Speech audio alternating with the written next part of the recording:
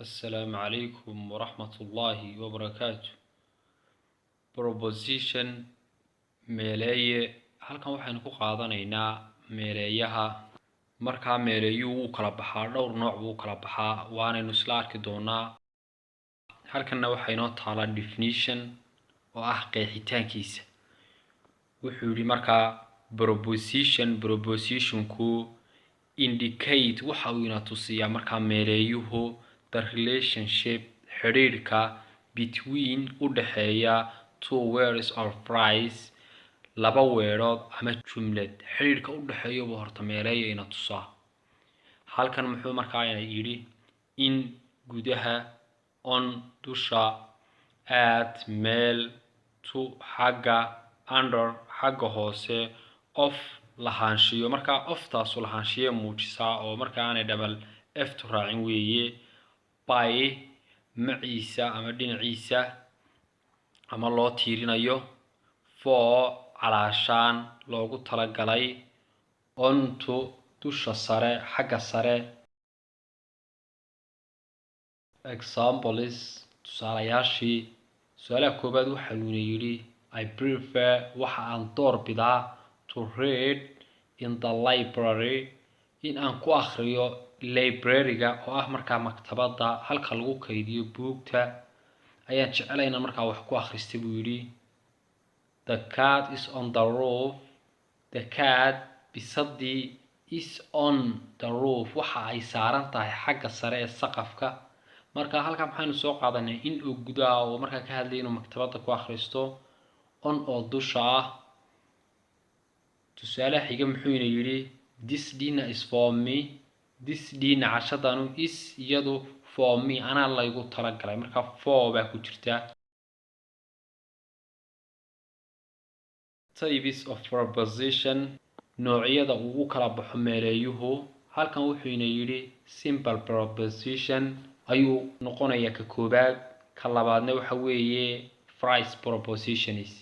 markaa mid walba si gaara ayaynu u fahmi doonaa qeexitaankiisana aynu u heli doonaa insha allah marka aynu soo gudagalno balka koobaad. simple proposition. simple propositionku waa proposition fudud usually badanaa containing waxa uu ka kooban yahay only two syllables. waxa uu ka kooban yahay markaa keliya xarfo markaa higaad ahaan kala googo'aya. simple proposition are words waa weero markaa waa kuwa aynu halkan ku aragno weeye. halkanna syllable baa loogu dhawaaqaya syllables markay jamac markaa yihiin. kolobkan koobaad ee eeda ka bilaabaya wuxuu yidhi about ku saabsan, above xagga sare, across ka gudbid, after kadib, against kasoo horjeeda, alone la socda markaa, amid bartanka, around wareegsan ama meelaha, at meel, without aan la soconin markaa, with soo maca ma ahayn oo waxaa wax la socdaan ma ahayn. without marka lagu yidhaahdo waa aan la soconin. waayahay kolumka xigay noo soo galay. before ka hor, behind xagga dambe, below xagga hoose, beneath xagga kasii hooseysa markaa ah iyaduna xagga hoose, beside dhinaca, between u dhaxeeya, beyond ka shisheeya, by dhinaca, until ilaa iyo, with maciisa, down xagga hoose, during muddo, for loogu talagalay calaashaan, from ka yimid, in gudaha, into gudaha, like lamida. marka halkan jacaylguma jirta lamida markaa proposition oo kale meeleeya laga hadlayo bay ku timaadaa. inside gudaha, near u dhow, past dhaafay, of leh markaa lahaanshiya ofta hor muujisaa, of xidhan sida tusaale light aan daarnayn oo kale, on shidan amaba dusha, upon xagga sare, outside dibadda, over ka sareeya amaba dhammaaday oo kale waa loo adeegsadaa, till ilaa iyo, round wareegsan, up xagga sare, within gudaha, since ilaa iyo then marka loo eego throw ka gudbid throw out dabadda uga gudbid opposite kasoo horjeeda to dhinaca toward xagga under xagga hoose underneath xagga hoose ee markaa kasii hooseysa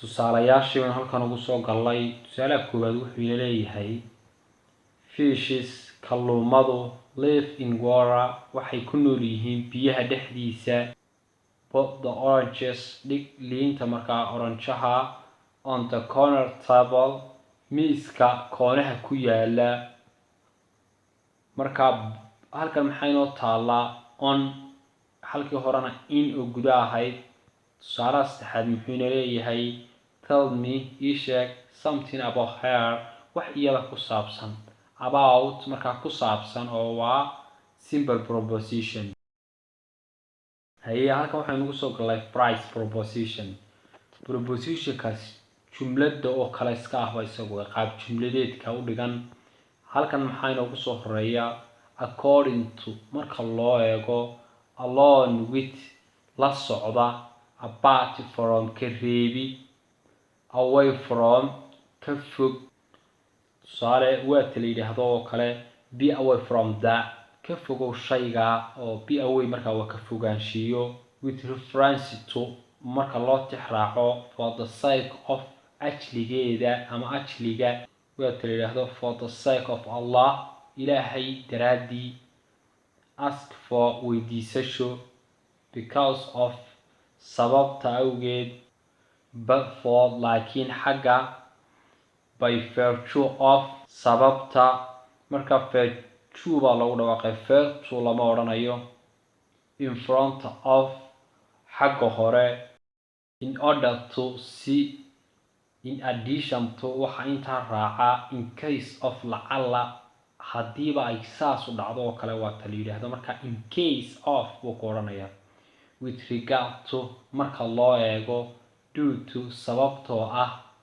by way of iyadoo oo loo marayo inspired of inkastoo with a view to marka loo eego instead of taa beddelkeeda marka phrase propositionku waa intaa halkan waxaan ugu soo guda galnay examples tusaalayaashii tusaalaha koowaad wuxuu ina yidhi the gay in the blue shirt is my friend the gay ninka buu yidhi markaa inanka in the blue shirt xidhan shaarka buluugay is my friend waa saaxiibkay in baa markaa halkan inoo muuqata oo ah propositionkii the book under the table book ku jira miiska hoostiisu was a gift to me last week waxa lay siiyey oo markaa hadiyad ahaan lay siiyey last weekii lasoo dhaafay markaa buuga ku jira miiska hoostiisu waa kii hadiyadda lay siiyey buu leeyahay weekii lasoo dhaafay marka under halkayna ugu jirta